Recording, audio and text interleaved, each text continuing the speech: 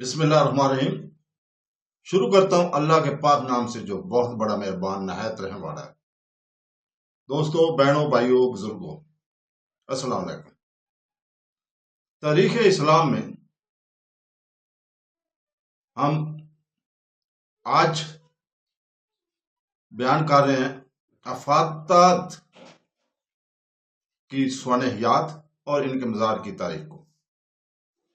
افتاد، جسے محمد محی الدین افتاد کے نام سے بھی جانا جاتا ہے، ایک ممتاز عثمانی اسلامی اسکالر، صوفی شاعر اور روحانی استاد، یا ممکنہ طور پر 1490 اور 1495 عیسوی کے آس پاس برسا شہر میں پیدا ہوئے، جو کہ جدید ترکی میں واقع ہے۔ انہوں نے سلطنت عثمانیہ کے سنہری دور میں زندگی گزاری، ایک ایسا وقت جب اسلامی فکر، تصوف اور ثقافت سامراجی سرپرست میں پروان چڑھی۔ افتاد کو ان کی گہری روحانیت، عاجزی اور تصوف کی راہ میں رہنمائی کے لیے بڑے پیمانے پر جانا جاتا ہے، خاص طور پر جلواتیہ صوفی حکم کے اندر۔ وہ مشہور صوفی بزرگ عزیز محمود حدوانی کے روحانی مرشد کے طور پر مشہور ہیں، جنہوں نے اپنی تعلیمات کو آگے بڑھایا اور عثمانی سرزمین پر حکم کے اثر کو پھیلایا۔ اوائل عمری سے ہی افتاد نے روحانی زندگی اور مذہبی تعلیم کی طرف ایک مضبوط جھکاؤ کا مظاہرہ کیا۔ وہ اپنے معمولی طرز زندگی اور خدا کے لیے گہری عقیدت کے لیے جانے جاتے ہیں۔ انہوں نے دنیاوی پہچان کی بجائے سنجیدگی اور اخلاص کا راستہ اختیار کیا تھا۔ انہوں نے برسا گرینڈ مسجد میں ایک مؤذن کے طور پر بھی خدمات انجام دی اور مختلف روحانی طریقوں میں شامل ہیں، جو الہی سچائی کے لیے ان کے اندرونی خواہش کی عکاسی کرتے تھے۔ آخر کار وہ ایک قابل احترام استاد اور روحانی رہنما بن گئے، جس نے طلباء اور پیروکاروں کے اپنی طرف متوجہ کیا، جو اس کی حکمت اور تقوی کی طرف راغب تھے۔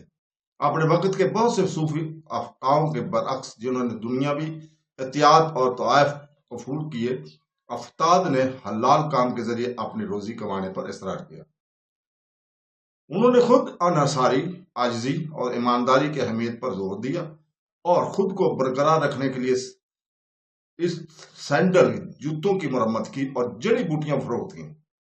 سرپرستوں یا دولت پر انحصار کرنے سے ان کا انکار ان کے روحانی فلسفے کا سنگ بنیاد بن گیا۔ افتاد کی تعلیمات میں دل کی تحریر، ذکر الہی اور تمام عبادات اور دنیاوی مصروفیات میں باطنی اخلاص کی اہمیت پر زور دیا گیا۔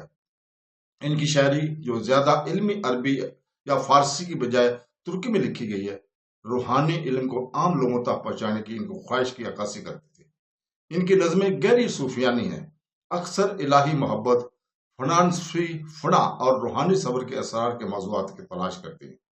ان کا خیال تھا کہ الہی علم محض نظریاتی نہیں ہے، بلکہ اسے اندرونی تبدیلی اور مخلصانہ عقیدت کے ذریعے تجربہ کرنا ہے۔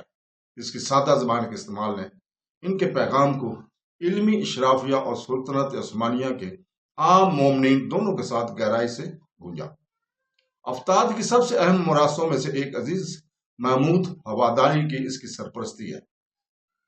افتاد کا انتقال 988 ہجری میں ہوا، جو کہ 1580 عیسوی کی مناسبت سے برسا کے شہر میں ہوا، جہاں وہ اپنی زندگی کے بیشتر حصے میں مقیم رہے، تعلیم دیتے رہے اور کمیونٹی کی روحانی ضرورت کو پورا کرتے رہے۔ افتاد کا مزار، جسے نام سے جانا جاتا ہے، استاد برسا کے افتاد محلے میں واقع ہے۔ یہ ایک روحانی اور تاریخی نشان ہے جو پوری اسلامی دنیا سے زائرین کو اپنی طرف متوجہ کرتا ہے۔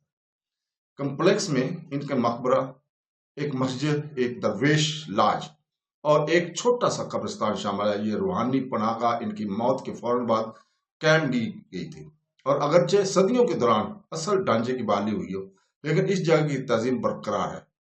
افتاد کے مزار اور کمپلیکس کی تعمیر کا آغاز ممکنہ طور پر برسا میں ان کے پیروکاروں اور مقامی سرپرستوں نے کیا تھا۔ تو دوستو، اس کے ساتھ ہی ہم آج آپ سے اجازت چاہتے ہیں۔ کل تک کے لیے، کل انشاءاللہ تعالی ہم دوبارہ حاضر ہوں گے، اور اس کے ساتھ ہی ہم دعا کرتے ہیں کہ اللہ تعالی ہمیں قرآن اور حدیث پر عمل کرنے کی توفیق عطا فرمائے۔ آمین ثم آمین۔ اللہ حافظ۔